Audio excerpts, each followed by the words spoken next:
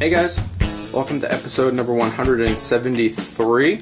Today is Wednesday, so it's DIY Wednesday, and I'm pleased to announce that the carbon drip system, which you see here on the wall, is now in operation. What I'll do is bring you to the beginning, and I'll walk you through the entire thing and talk about it on the way. So follow me over here to this end of the basement, and what we've got here is the washer and the water line. So the first thing we have here is a brass Y, and that connects to my garden hose. And what we'll do is follow that over here. Of course, there's a couple of different shutoffs over there, so if I ever need to take anything apart, I can always turn off those shutoffs. But that garden hose actually leads down here. And while we're talking about the garden hose, it's important to know that this isn't just your typical vinyl or typical rubber garden hose. This one is actually rated for RVs and campers, and it's rated for potable water. And that's important because some vinyls can leach chemicals, and rubbers will degrade over time. So the only really safe option here is the garden hose for RVs and campers that is potable water safe. So that's what I have here. It looks like a normal garden hose, except it's white and it's got that blue stripe on it. But anyways, that attaches to this fitting here, which is actually a garden hose to 1/4 inch adapter, and that's just a quick connect fitting there. And then this is 1/4 inch line, and this is, to any sort of hydroponics system. It's just the drip line, the 1/4 inch drip line that you can get anywhere. And that's actually just running across the floor here for right now. I'm just testing for leaks and whatnot. But then that comes up here to another shutoff valve, which is always handy to have. And that connects to my 3-stage carbon drip, carbon block filter. I shot a video a few weeks ago, actually probably a few months ago at this point, of the unboxing of this 3-stage filter. It was built by the Filter Guys, and you can go to their website there if you want to check them out. Awesome guys. They answered all kinds of questions that I had before I made my purchase, and they made the experience very easy for me. There are a lot of products out there, and you really need to make sure you get the one that's appropriate for your application to make sure that you don't end up killing your fish, to make sure you get the appropriate amount of water and quality of water that you're looking for. Obviously, fresh water is going to differ from salt water. RO water and DI water is going to be separate as well. But what I got here is a 3-stage carbon block chloramine filter, and it's called the Carbon Drip 40, and that actually stands for 40 gallons per day. And the reason I went with the 40 gallons per day is because, when I did the math out for my system, 40 gallons per day is going to be, a good amount of water changed. Obviously, I've got 4 40-gallon tanks plus the sump tank.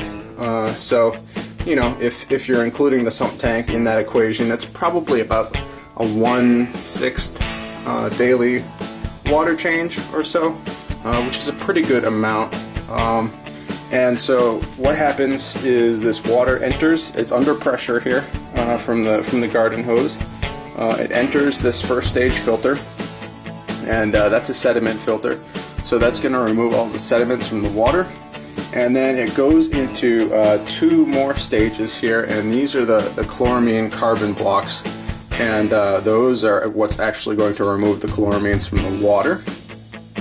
And because it's such a slow drip rate, what's going to happen is there's going to be increased contact time.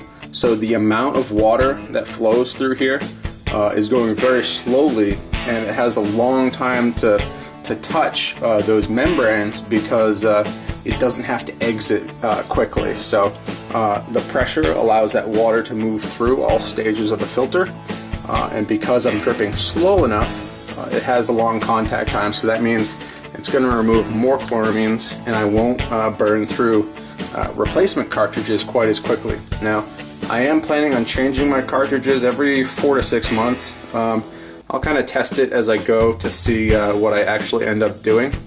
But then what happens is the water exits this other end, and then I have this regulator here, and that's going to give me my 40 gallons per day.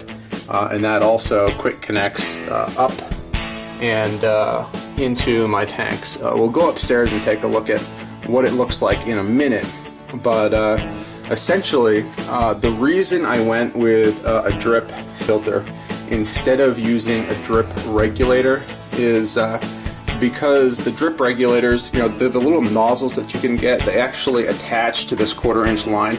You might have seen them. Some of them you can kind of adjust them to emit more or less water. Those are pretty much junk. And if you're looking for something reliable, I would steer away from the drip emitters, the things that have quick connects and attach to a 1/4 inch line like this. Don't use those because they will plug up eventually, and they are fairly unreliable. So, some of them drip more than they say they do, some drip less, and as they get plugged up, it's going to be less and less water output. Whereas with a 40 gallon per day drip regulator like what I'm using here, what's going to happen is this water is basically unrestricted, but it's regulated in such a way that it's not going to plug up. There's no little emitter head that has the chance to plug up, and because of that, anything that would have plugged up an emitter is actually going to pass straight through and into the tank. But because I have the sediment filter, there's not a whole lot that's going to be there, but it's just nice knowing that the 40 gallons per day is going to remain 40, and that's really what I'm looking for, is consistency. So this is rated to remove basically all of the chloramine in the water. I mean, there might be trace amounts left, but we're not talking anything that's going to harm the fish. And if you watched my recent video on my auto doser, you'll know that I do have prime dosing into my tanks as well, as kind of a backup to this system here. And that's because if one of these does basically get plugged up, or if it does get spent and I don't change it quick enough, I don't want to risk the possibility of everything dying. If chloramines are getting through this for whatever reason, I do have a backup upstairs. And with that, let's go upstairs and take a look at what this looks like going into the tank. Alright, and now we're up in the fish room, and you can see my 1/4 inch line right here. And I've just taped that to my overflow waste PVC pipe, just to make things easier. And it travels all the way over here, up and around and over into my filter. And if we take a close-up here, you can see the water dripping. And I have 2 lines here in this shot. The one to the right, which is dripping at a fairly constant rate, is from my 3-stage carbon block filter. And it might not look like a lot, but it is, slow and steady. And if you think about over the course of 24 hours, that's going to add up to 40 gallons. So pretty good there. And then on the left, every 8 or 9 seconds, you'll see 1 drop exit the line on the left, and that's actually from my auto doser, which is located right over here. And that's a 5-gallon bucket, and that's filled with water and prime mixed at the right ratio to treat the amount of water that is dripping through that other line there. So this 40 gallons per day that's dripping in, what that's going to do is, first of all, overcome my evaporation. And as you can see here, that's the emergency overflow, the wastewater overflow from within the sump. And within an hour or two, since I just turned the drip on, the water will be slowly dripping out that overflow at the same rate, or basically the same rate, that it's entering the tank. And the only reason it might be a little bit slower is due to that evaporation. But then, second of all, what's happening is any extra water that's being added to this system above and beyond evaporation is going to be the water that is overflowing. And essentially what that's going to do is probably water change somewhere in the neighborhood of 30 or 40 gallons per day, depending on the humidity, I would imagine. And that's essentially going to be it for water changes. I'll have a separate video coming out soon which explains the math and the science behind a drip system versus doing water changes, because I looked into it quite a bit before turning this system on.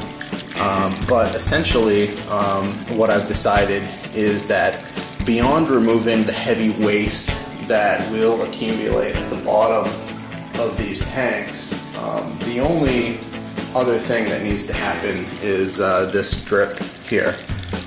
And the great part is I can siphon a couple gallons off the bottom of those tanks, and then an hour or two later my system will fill itself back up again. So that's essentially what I'm doing here. I'm actually hoping that this is going to help combat the algae problems. The algae's gotten a little bit better, but it's still got a ways to go. I've got to turn my lights down a little bit.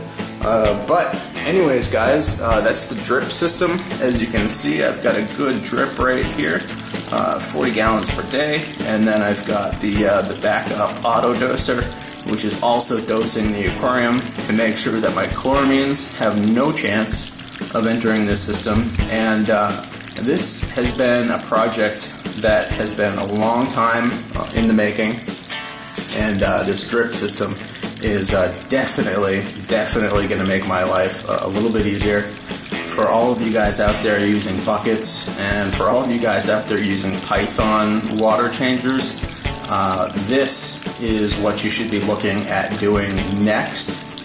If you do have a large number of tanks that you can connect together in a similar fashion, such as this. But anyways, guys, I hope you guys enjoyed. I hope you learned a little bit of something about water changing and about drip systems, and I hope you enjoyed, and I'll see you guys later.